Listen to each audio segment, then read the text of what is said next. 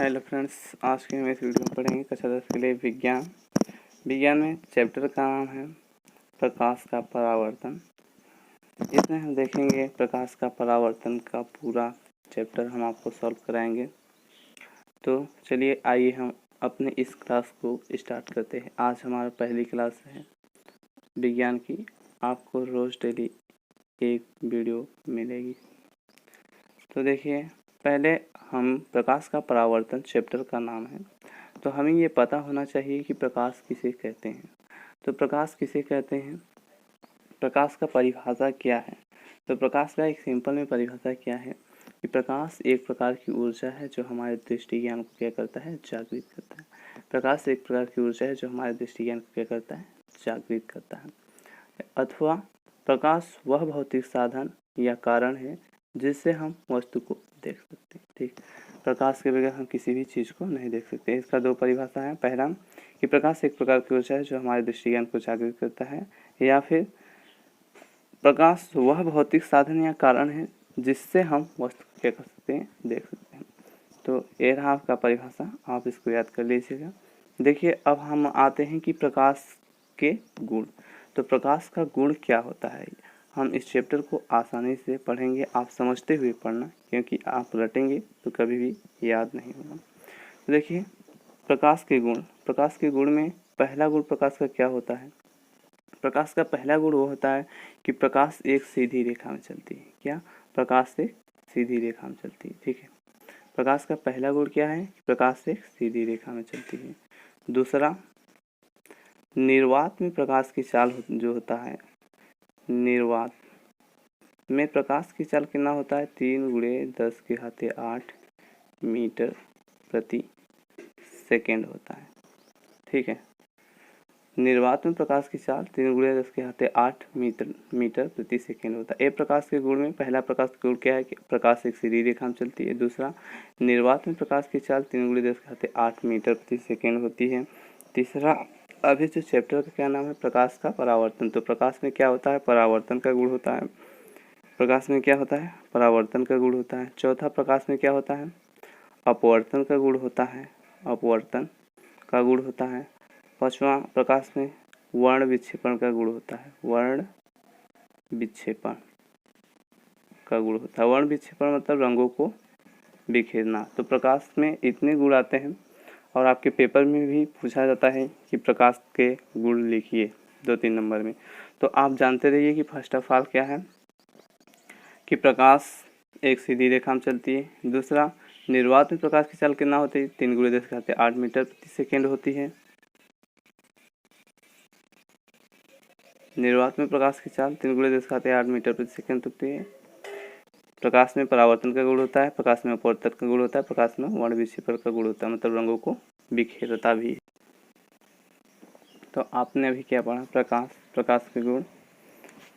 अब देखिए, हम देखेंगे कि प्रदीप्त वस्तुएं क्या होती हैं और अदीप्त वस्तुएं क्या होती हैं। तो प्रदीप्त वस्तुएं किसे कहते हैं, जो वस्तुएं स्वयं प्रकाश का उत्सर्जन करती है।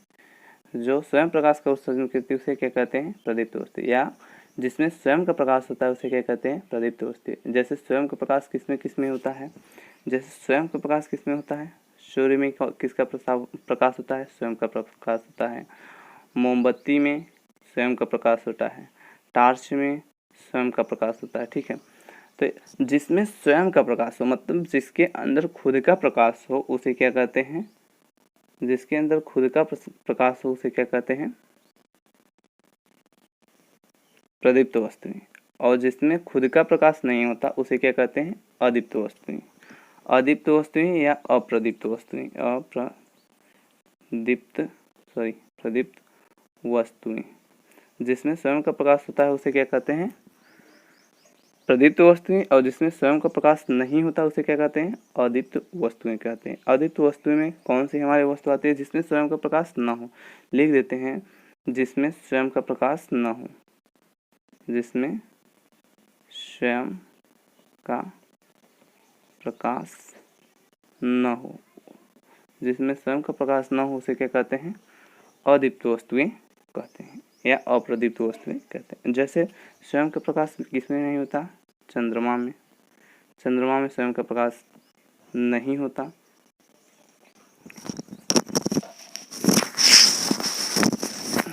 चंद्रमा में स्वयं का प्रकाश नहीं होता। तो ये क्या हमारा है, अप्रदीप्त वस्तु है। प्रदीप्त वस्तु जिसमें स्वयं का प्रकाश हो उसे प्रदीप्त वस्तु कहते हैं, और अप्रदीप्त वस्तु जिसमें स्वयं का प्रकाश न हो उसे क्या कहते हैं, अप्रदीप्त वस्तुएं कहते हैं। जिसके अंदर स्वयं का प्रकाश नहीं होता, इसमें जैसे ईंट पत्थर आदि बहुत सारी चीज़ आ जाएंगे, लकड़ी उकड़ी सब चीज़ अप्रदीप्त वस्तु में हो जाए, क्योंकि इसमें स्वयं का प्रकाश नहीं है। जब कोई लाइट पड़ती है तभी ये सारी वस्तुएं हमको दिखाई देती है, और सूर्य में क्या है, स्वयं का प्रकाश है। और वैसे ही चंद्रमा किसके प्रकाश से प्रकाशित होता है, सूर्य के प्रकाश से प्रकाशित होता है। तो अभी हम आगे चलेंगे कि प्रकाशीय माध्यम किसे कहते हैं। क्या कहते हैं, प्रकाशीय माध्यम। प्रकाशीय माध्यम किसे कहते हैं, जिसमें से होकर प्रकाश गमन करता है उसे क्या कहते हैं, प्रकाशीय माध्यम कहते हैं। जिसमें से होकर प्रकाश गमन करता है उसे क्या कहते हैं, प्रकाशीय माध्यम कहते हैं। और उसके बाद आता है हमारा माध्यम कितने प्रकार के होते हैं। तो माध्यम हमारा कितने प्रकार के होते हैं हम आपको बताते हैं। माध्यम 3 प्रकार के होते हैं। कितने प्रकार के होते हैं माध्यम, 3 प्रकार के होते हैं। पहला कौन सा माध्यम है, पारदर्शक माध्यम। पारदर्शक माध्यम। और दूसरा क्या है, पारभासक माध्यम। तीसरा अपारदर्शक माध्यम। तो देखिए, पारदर्शी माध्यम और पारदर्शक माध्यम, पारभासक माध्यम, अपारदर्शक माध्यम, इन तीनों के बारे में हम आपको डिटेल से समझाते हैं। तो पहला है पारदर्शक माध्यम। आप इसको हेडिंग डाल के चाहे तो लिख भी सकते हैं, हम आपको ऐसे समझा दे रहे हैं, आप समझ लीजिए। पारदर्शक माध्यम किसे कहते हैं, वह माध्यम, पहले तो प्रकाशीय माध्यम किसे कहते हैं, जिसमें से प्रकाश गमन करता है उसे क्या कहते हैं, माध्यम कहते हैं। जिसमें से होकर प्रकाश गमन करता है उसे क्या कहते हैं, प्रकाशीय माध्यम कहते हैं। और प्रकाशीय माध्यम कितने प्रकार के होते हैं, 3 प्रकार के होते हैं। पहला कौन सा है, पारदर्शक माध्यम। दूसरा पारभासक माध्यम। तीसरा अपारदर्शक माध्यम। तो पारदर्शक माध्यम किसे कहते हैं, पारदर्शक माध्यम वह माध्यम जिसमें से प्रकाश का अधिकांश भाग, क्या, अधिकांश, ठीक, जिसमें से प्रकाश का अधिकांश भाग आर पार जा सके उसे क्या कहते हैं, पारदर्शक माध्यम कहते हैं। क्या कहते हैं, पारदर्शक का मतलब जिसमें से अधिकांश भाग क्या करें, आर पार जा सके उसे क्या कहते हैं, पारदर्शक माध्यम। और पारदर्शक माध्यम में जैसे क्या होता है, कांच में अधिकांश भाग आर पार जाता है। बिना कलई यह हुआ क्या हो, दर्पण हो। उसके बाद हवा हो गया, जल हो गया, ये सब हमारे क्या है, पारदर्शक माध्यम है। इसमें से क्या होता है, अधिकांश प्रकाश के भाग क्या होते हैं, आर पार गमन करते हैं। अधिकांश, पूरा 100 का 100 नहीं, अधिकांश, अभी हम इसके बारे में आपको बताएंगे। और पारभासक क्या बताता है, पारभासक ये बताता है कि जिसमें से होकर प्रकाश की किरणें अधिकांश आर पार गमन नहीं करती या अल्प, क्या करें, अल्प भाग की ओर, मतलब जिसमें पारभासक अधिकांश भाग नहीं गमन करती उसे क्या कहते हैं, पारभासक माध्यम कहते हैं। मतलब आंशिक, इसे अल्प या आंशिक हम बोल सकते हैं। क्या, आंशिक रूप से, जिसमें से प्रकाश किरणें आंशिक रूप से गमन करती उसे क्या कहते हैं, पारभासक माध्यम। जैसे घिसा हुआ कांच, क्या, घिसा हुआ कांच और तेल लगा कागज, ये क्या है, इसमें से प्रकाश पूरा गमन नहीं करता, केवल आंशिक रूप से, कितना, आंशिक रूप से आर पार गमन करता है। और अपारदर्शक माध्यम मतलब वह माध्यम जिसमें प्रकाश का किरण कुछ भी नहीं गमन करता, मतलब आर पार नहीं जाता, उसे क्या कहते हैं, अपारदर्शक माध्यम। जैसे लकड़ी, ईंटा, ये सारी चीज़ें हमारे क्या है, ईंट, ये सब हमारे क्या है, अपारदर्शक माध्यम है। और पारदर्शक माध्यम निर्वात होता है। निर्वात, ये हम नोट में करके लिख सकते हैं, निर्वात का मतलब होता है जहाँ हवा ना हो वहाँ पे प्रकाश किरण 100% मतलब पूरा का पूरा प्रकाश क्या करता है, आर पार गमन करता है। और इसमें अधिकांश करता है, इसमें आंशिक करता है, इसमें कुछ भी नहीं करता, लेकिन पूरा का पूरा गमन किसमें करता है, निर्वात में। किसमें गमन करता है, निर्वात में।